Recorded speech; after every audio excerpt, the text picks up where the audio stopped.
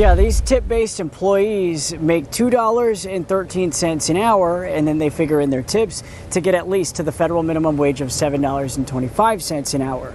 Now, two servers along the Grand Strand say the problem with that logic is that it assumes that while they're at work, they're earning tips the entire time, which often is not the case.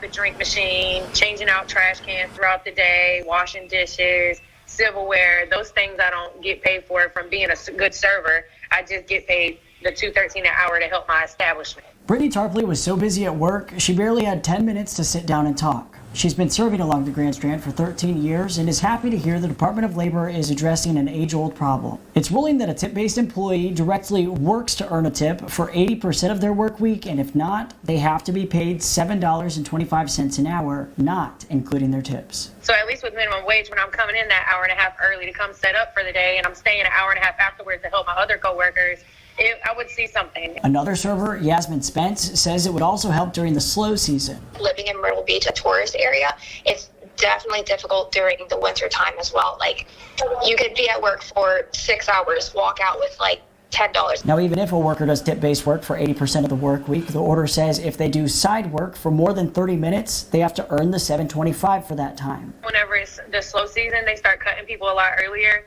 So, like, say the dishwasher did go home. Well, we still need glasses. We still need silverware. I'm still back there washing the dishes. And while there's always a downside to fear, but again, I am scared to see, like, how lazy people can be with it and just take advantage. The two say it's a much-needed change. I feel like a lot of the servers on the Grand Strand, they deserve it. Now, those two also talked about tip sharing when they have to pay out on their tips to chefs, hosts, and bussers. And they say because of that, they never even take home all the tips they earn anyway. They say with the $2.13, their weekly paychecks usually come out to just pennies after taxes. So with this change, they're hoping to finally see a dollar amount on that paycheck. Became clear COVID-19 wasn't going away anytime soon, leaders with the Marion County School District started to think of ways to help combat learning loss. It truly takes a village. And so just reading and studying what others were doing in-state, out-of-state, just, ways to get the community involved on helping us improve literacy in our schools.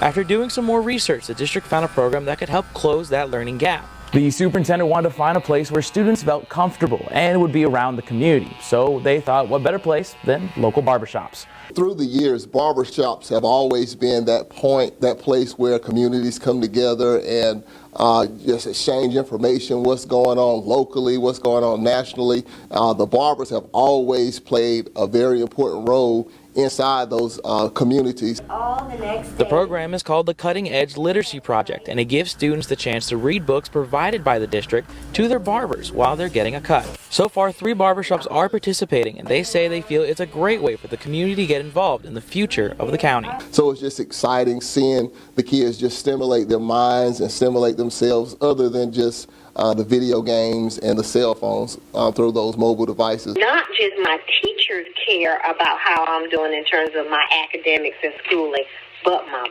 barber cares, the people in my community cares, that they see that their growth as learners, that we are all invested in them. Students are asked to get a picture of themselves reading and posting it using the hashtag CuttingEdgeLiteracyMCSD. Jen, an Army veteran has been playing taps at the Seawall Cross near Blaine Methodist Church since October, not only bringing awareness to the issue of veteran suicide rates, but also with the hope to help those who are still here. Boots, 22 bells, 22 taps, and 22 crosses added every night for 22 nights. On average, we lose 22 veterans every day to suicide. Army veteran Lash Bragan says veterans lost to suicide is a crisis, and he spent 22 consecutive days bringing attention to that crisis. He says it gives a proper salute of honor to veterans who've died by suicide. I felt that every soldier deserves a live rendition of taps for their honorable service. Inspired by the passing of 4 soldiers he served with, Bragan learned how to play taps on the trumpet instead of the digital way it's done in other places. Nowadays they use what's called a digital bugle, and it's a recording, and there's a soldier standing there holding a digital bugle, and that just didn't sit right with me. Bragan explains the meaning behind taps is much more than just playing a trumpet. A song of peace, a song of hope, a song of prayer, and a last salute for our American hero.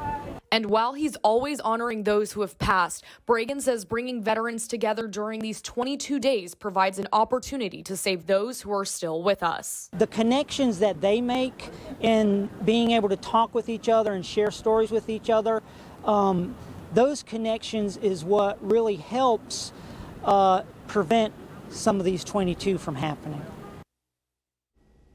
Bragan also accepts requests for personal tap tributes and does them every day. To find information on how to submit a request for Bragan, head to WPDE.com. They're the most powerful man in the SC Senate, and some even say the most powerful in the state.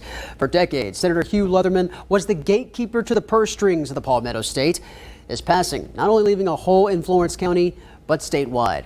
A fighter is what Senator Leatherman was. The legacy of Hugh Leatherman, the farm-raised businessman of Florence County, turned titan over taxpayer-funded progress. Hugh Leatherman was, in my estimation, was the most powerful political figure in the state. Elected in 1981 as a Democrat, Leatherman would unsuccessfully run for governor and then join, if not lead, the state shift to Republican control. But if you ask his colleagues, Leatherman put little weight in the letter that went next to his name.